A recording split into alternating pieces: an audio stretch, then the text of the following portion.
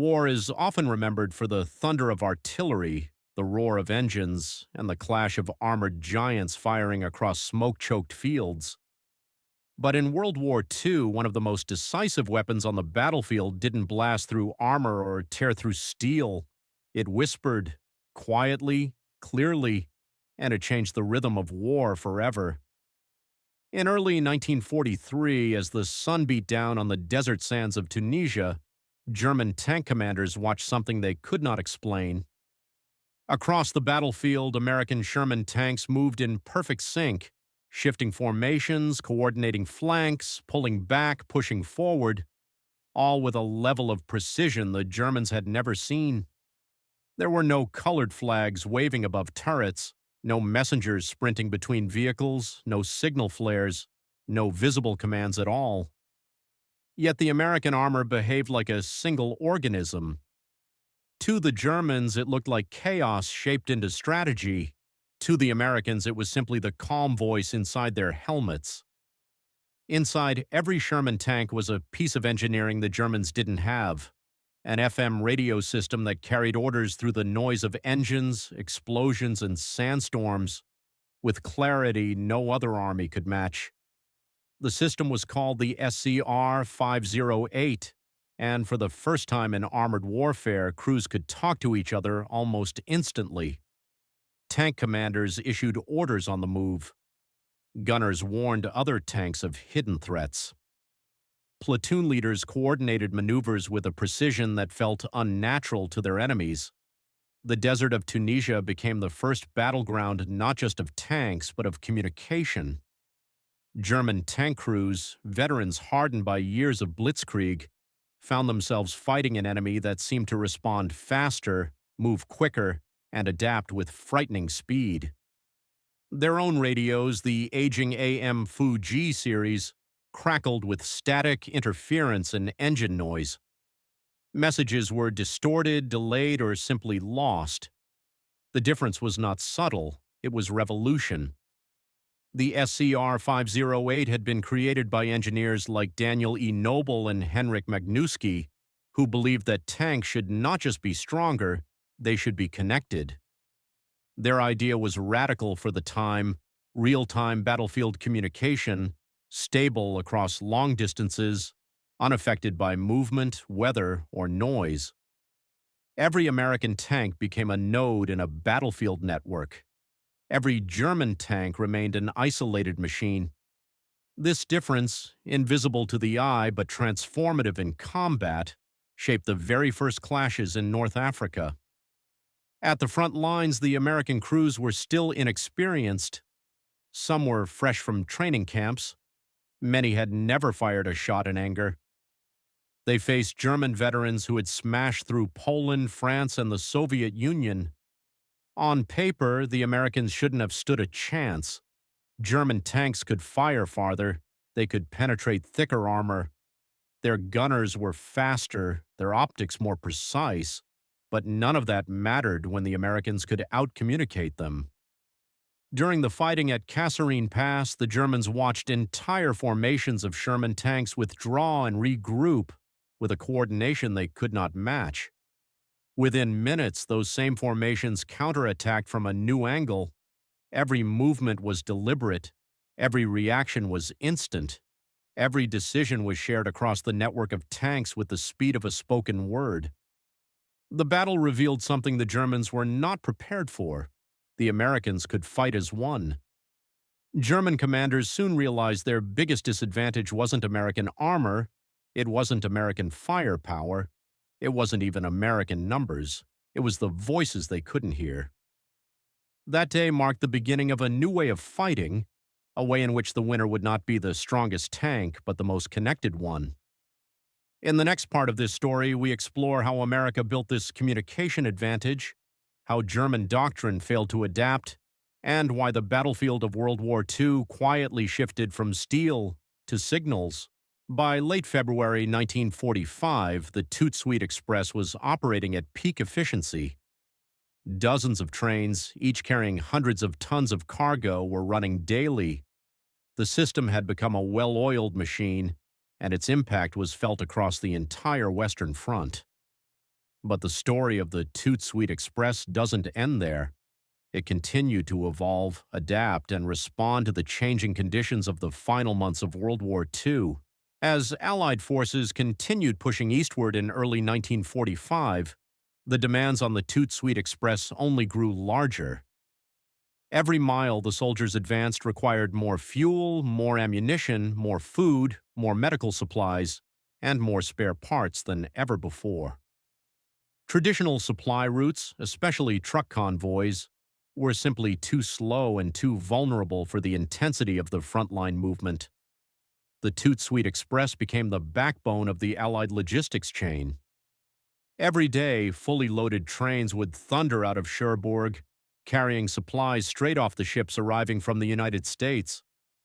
Within hours, these supplies were already on their way to the front lines. What once took days by road could now be delivered in less than a single night. Rail yards along the route were reorganized to prioritize nothing but these express trains.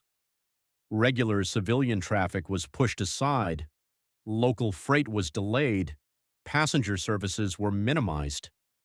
Everything centered around keeping the Toot Sweet Express moving at full speed without interruption. To ensure reliability, the trains were given absolute priority on the tracks. Every signalman along the line had strict orders. If an express train was approaching, all other traffic must clear the rails immediately. This kept the supply chain flowing without delays, ensuring that no frontline unit ever ran out of essential resources. Security around the trains was tight. Military guards were stationed at key junctions. Patrols watched for sabotage attempts. Even though German forces were retreating, the risk of interference never fully disappeared. The Allies could not afford a single train to be lost, and thanks to careful planning, almost none ever were. One of the greatest strengths of the Toot Sweet Express was its consistency. Every day, multiple trains departed at precisely scheduled times.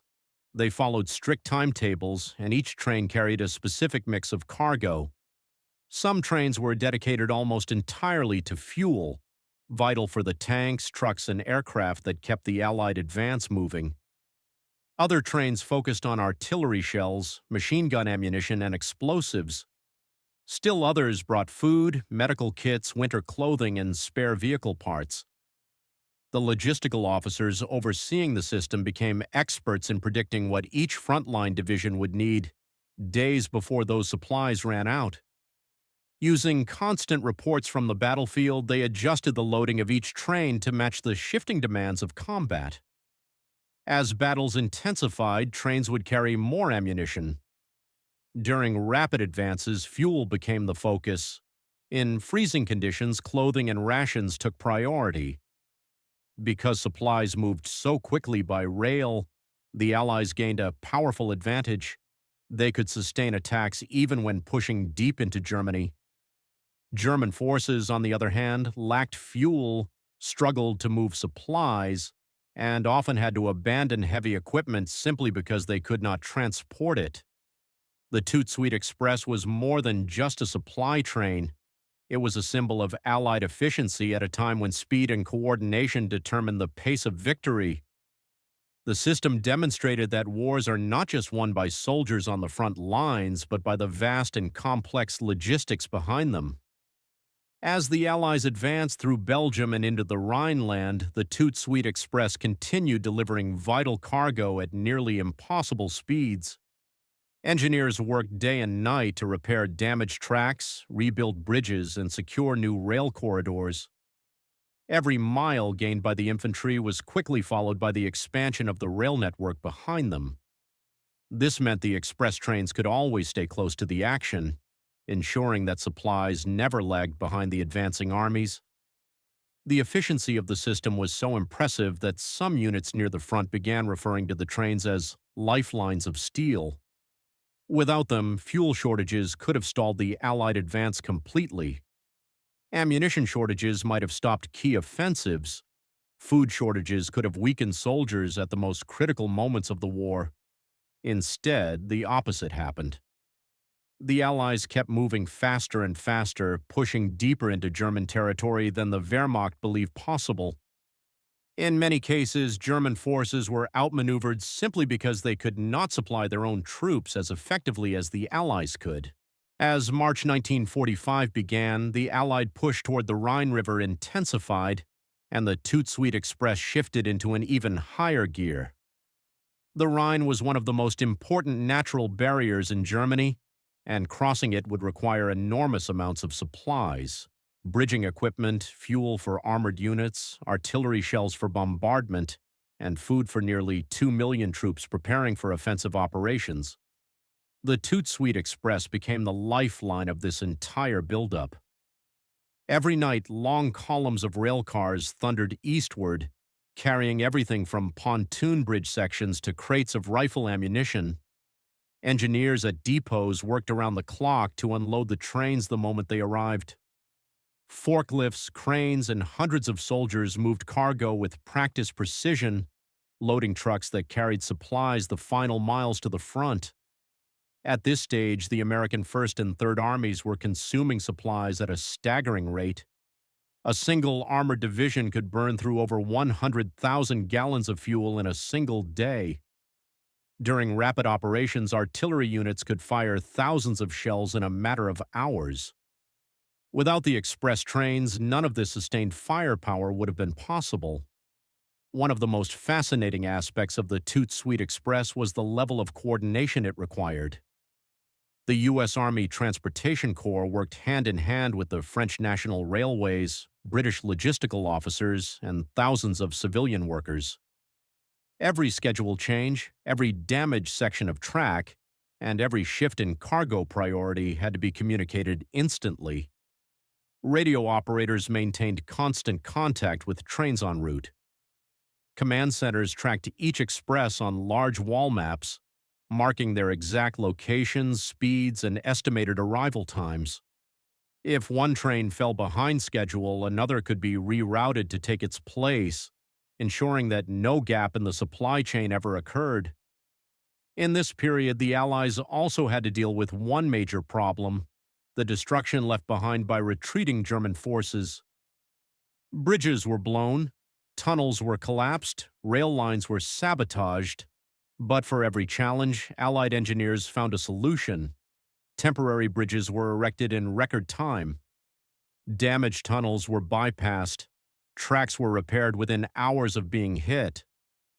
The speed of these repairs was extraordinary. In some cases, German demolition teams would destroy a key rail bridge during the night, only for Allied engineers to restore it by the following evening. This allowed the Toot Sweet Express to press forward even through heavily damaged regions. As the Allies prepared for the crossing of the Rhine at Remagen, Wesel, and Oppenheim, the Toot Sweet Express played a critical role in delivering the essential components of Operation Plunder, the massive assault that would punch through the last major defensive barrier of Western Germany. Fuel trains were among the most heavily guarded. Tankers carrying gasoline were high-value targets and extremely dangerous if attacked. The Allies took no chances. Armored rail cars sometimes accompanied key shipments. Patrols checked bridges ahead of time to prevent ambushes or sabotage. Fires were forbidden anywhere near the loading stations to avoid accidental explosions. But despite these risks, the trains never stopped. They continued to roll across France, Belgium, and into the heart of Germany, day after day, night after night, supplying the heat of the Allied advance. Each arrival meant that the frontline divisions could keep pushing forward. Each successful delivery took the Allies one step closer to victory. By mid-March, something remarkable happened. German logistics had completely collapsed, while the Allied system, powered by the Toot Sweet Express, was stronger than ever. German forces often had to abandon entire armored units because there was no fuel left to operate them. Artillery could not fire because ammunition stocks were empty. Soldiers went hungry as supply lines broke apart. Meanwhile, the Allies enjoyed an uninterrupted flow of food, munitions, and equipment. This imbalance proved decisive, accelerating the collapse of German defenses. As units crossed the Rhine and began their final push towards central Germany, the Express adapted once again. New depots were established closer to the front. Tracks were extended, fresh timetables were drawn. Even as the Allies moved hundreds of miles from their original bases, the supply trains remained only hours behind. In the final weeks of the war, the Toot Sweet Express became a symbol of unstoppable momentum. It represented more than logistics, it represented inevitability. Every mile of track laid, every rail car loaded, and every train dispatched brought the war closer to its end. And as Germany's resistance crumbled, the Toot Sweet Express pushed deeper into territories that had once been the heart of the enemy war machine. As April 1945 approached, the Toot Sweet Express entered what many historians describe as its most demanding phase. The Allied armies were now advancing rapidly through central Germany, moving faster than any supply system in history had been designed to support. Town after town fell, German defenses disintegrated, and vast numbers of prisoners were captured each day. But with every mile gained, the logistical challenge grew more complex. Supply lines were now stretched over hundreds of miles. Rail networks deeper inside Germany were heavily damaged or completely destroyed. Bridges had been blown, junctions sabotaged, and entire sections of track removed by retreating German engineers. The Toot Sweet Express had to adapt once again. This time, the adjustments were even more dramatic. Forward logistics units leapfrogged ahead of the front lines to scout usable railways. Allied engineers traveled with portable repair teams, small convoys equipped with cranes, rails, ties, and welding gear, ready to rebuild damaged sections within hours. These emergency teams allowed the trains to continue operating in areas that had recently been battlefields. In many towns, German civilians were quickly recruited to help clear debris, repair tracks, and operate machinery. Some did so willingly, eager for the war to end. Others did so reluctantly, under orders from Allied military government units. Regardless of motive, the result was the same. The rails stayed open. Locomotives that had once been captured or abandoned were restored to working condition. Coal depots were seized and repurposed.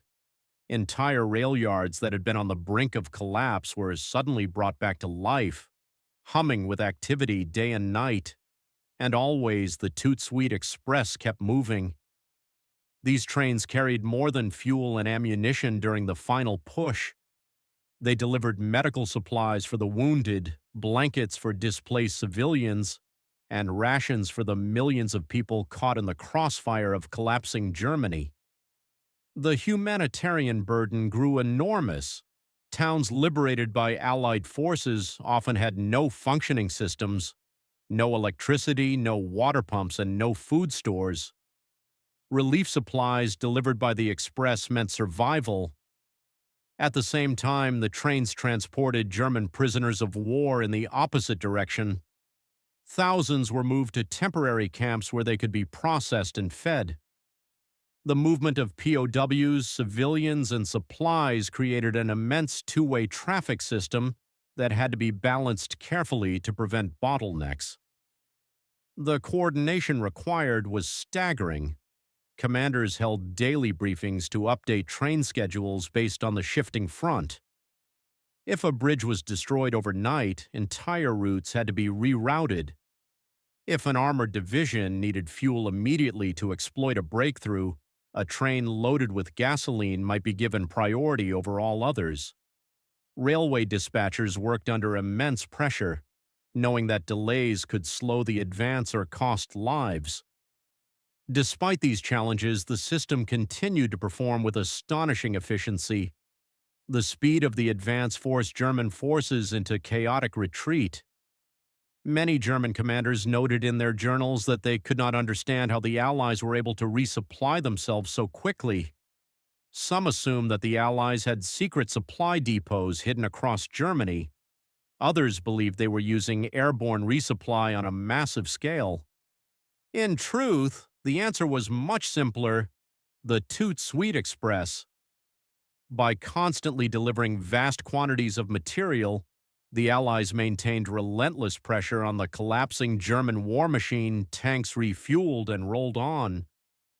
Artillery was fed an endless supply of shells. Infantry divisions received fresh rations daily. Momentum became unstoppable. As the U.S. 3rd and 9th Armies drove toward Leipzig, the Toot Sweet Express shifted its supply hubs again, establishing new railheads closer to the front. Flattened rail stations were rebuilt in days. Communications lines were restored, and with each adjustment, the trains continued to arrive, on time, heavily loaded, and ready to push the war toward its conclusion. By mid-April, German resistance had fractured into isolated pockets. Entire divisions surrendered without firing a shot. The Express played a quiet but essential role in this collapse by ensuring that Allied forces never had to pause, never had to wait, and never had to give the enemy time to recover. And yet, even as the end drew near, the logistical demands only grew. Allied troops entering central Germany discovered horrific scenes: concentration camps filled with starving prisoners, towns devastated by bombings, and millions of civilians displaced by months of fighting. The humanitarian need exploded overnight. The Toot Sweet Express was quickly redirected to supply liberated areas with food, medical kits, blankets, and relief essentials. The same trains that had once fueled the destruction of the Nazi regime now carried the supplies needed to help rebuild shattered lives. By late April, the Allied forces were converging on the heart of Germany from all sides. Berlin was surrounded. German command structures had collapsed. And still, the Toot Sweet Express continued its relentless journey, supporting combat operations, humanitarian missions, and the logistics of victory.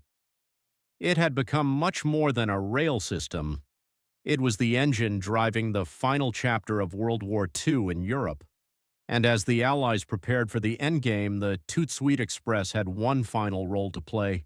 As April turned to May, the final collapse of Germany was underway. What had begun with cautious advances across France in 1944 had transformed into a sweeping, unstoppable march deep into the German heartland. Every mile forward depended on the steady pulse of Allied logistics, and at the center of that logistical heartbeat stood the Toot Sweet Express. By this point, the Express had become so essential that its trains ran with an urgency unmatched in any other supply operation. Every locomotive, every car, every rail line was part of a vast interlocking network designed to push the war toward its inevitable conclusion. But the closer the Allies moved toward victory, the more chaotic conditions on the ground became. German infrastructure, already weakened by years of bombing, was crumbling faster than engineers could repair it. Entire cities were drowned in rubble. Bridges over the Elbe, the Weser, and the Rhine had been destroyed, leaving only narrow corridors for supply to reach the front. In many cases, the Express had to halt just short of major choke points, offload supplies, and transfer them to trucks or makeshift carts to cross temporary bridges built by combat engineers. Yet even with these limitations, the flow never stopped. Every day, the Allied armies demanded more ammunition for assaults, more gasoline for armored thrusts, more food for the millions of civilians encountered along the way. And the Express delivered, its trains filled to capacity, stretching for miles across the rail lines that had been seized from the retreating German forces. With each passing week, the logistical strain increased, the front lines expanded, army groups converged from different directions, each with its own needs. Some divisions required vast quantities of artillery shells for breaking through defensive positions. Others needed gasoline to maintain rapid movement toward remaining pockets of resistance. Still others required medical supplies to treat the growing number of liberated prisoners whose health had deteriorated to near fatal levels. As these pressures mounted, the men running the Toot Sweet Express faced new challenges. Railway commanders worked around the clock, coordinating with headquarters to adjust supply priorities on an hourly basis. Decisions made at midnight could shape the outcome of battles unfolding at dawn. If a train was delayed by even a few hours, a division at the front might be forced to halt, risking the loss of momentum that was crucial to ending the war swiftly. Yet the system held firm, thanks to the extraordinary coordination between engineers, operators, dispatchers, and soldiers who protected the rail lines. In late April 1945, as Allied armies closed in on the last defensive lines east of the Elbow, the Express carried out one of its most important missions. A series of massive supply trains were dispatched to support the final American push toward the Czech border. These trains carried everything the troops needed for the last offensive of the European war: ammunition, fuel, rations, medical supplies, replacement equipment, and repair parts. The scale was overwhelming. Some trains carried over 400 long tons of cargo, the largest loads the Express had ever attempted. Crews worked through the night, ensuring nothing was damaged, stolen, or misplaced. Every crate, every drum, every piece of freight mattered. Every delay risked prolonging the war. At the same time, humanitarian needs exploded.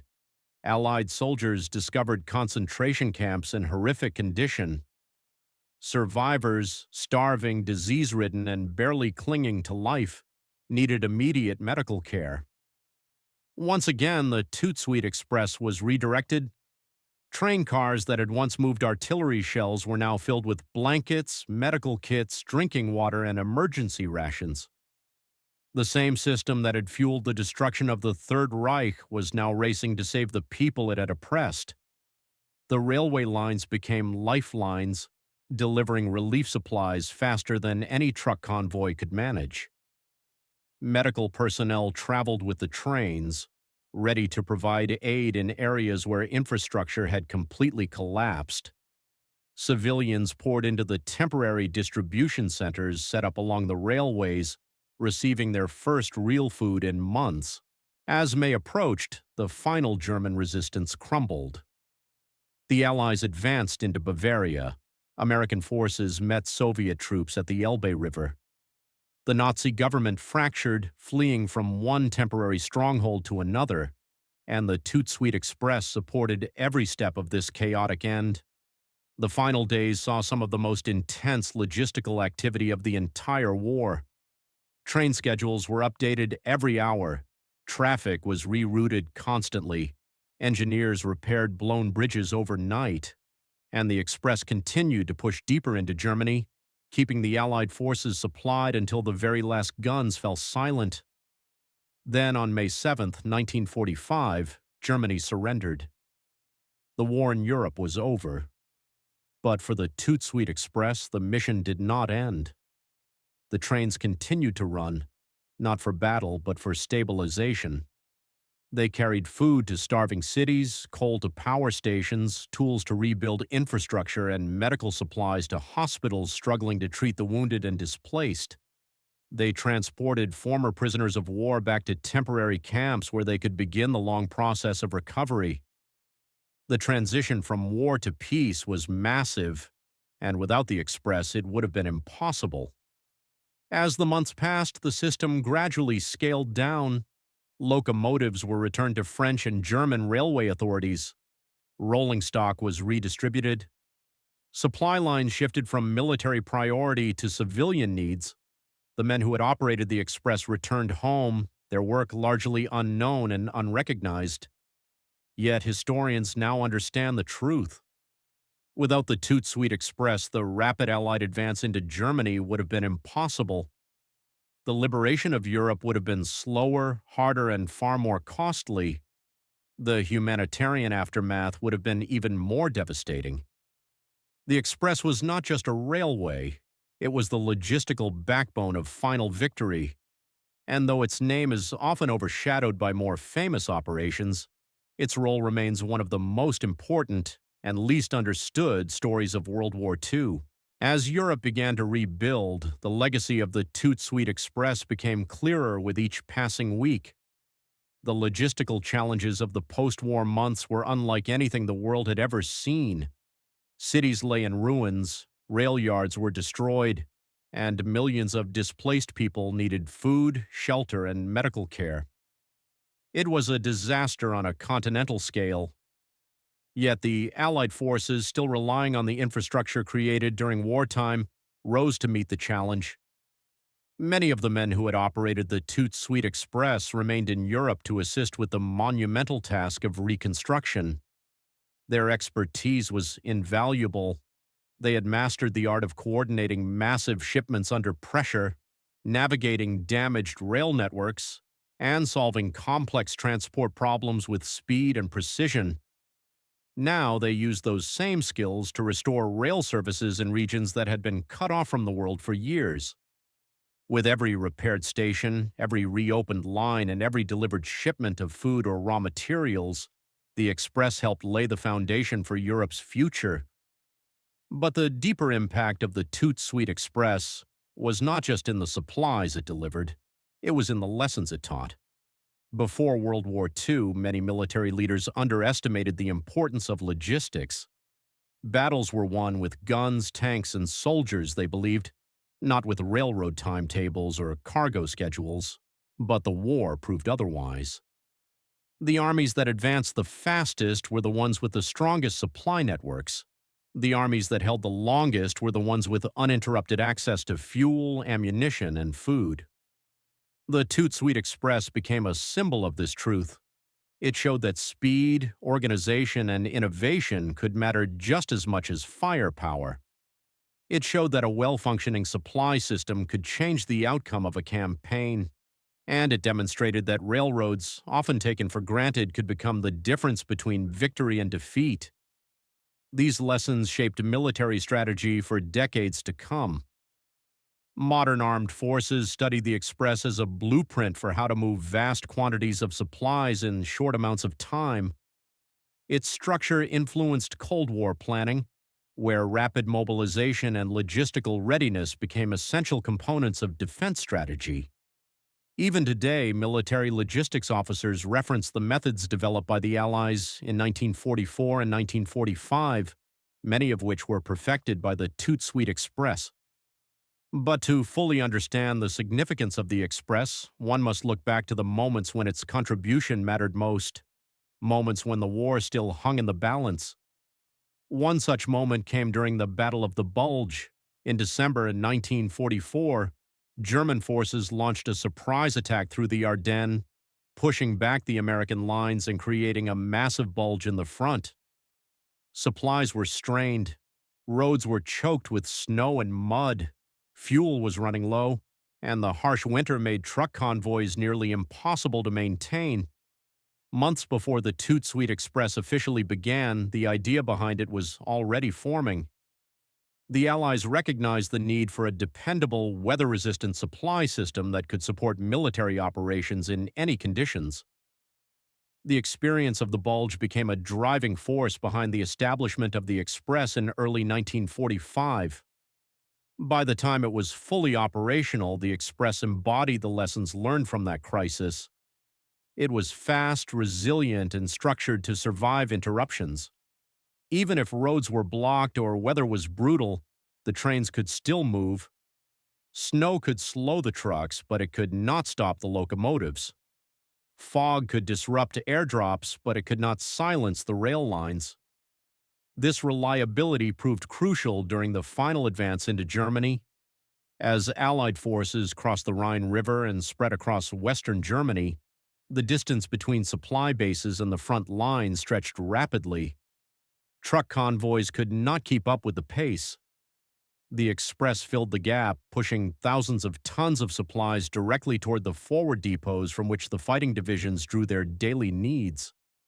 The Express grew so efficient that some divisions reported having excess supplies, something unheard of earlier in the war. Ammunition dumps overflowed, fuel depots reached maximum capacity. Rations were stocked in amounts sufficient for weeks of operations, even as the fighting intensified. For soldiers on the ground, this abundance meant survival. Commanders could plan aggressive operations without worrying about running out of fuel halfway through. Tank crews no longer rationed shells, choosing their shots carefully to conserve their dwindling supply.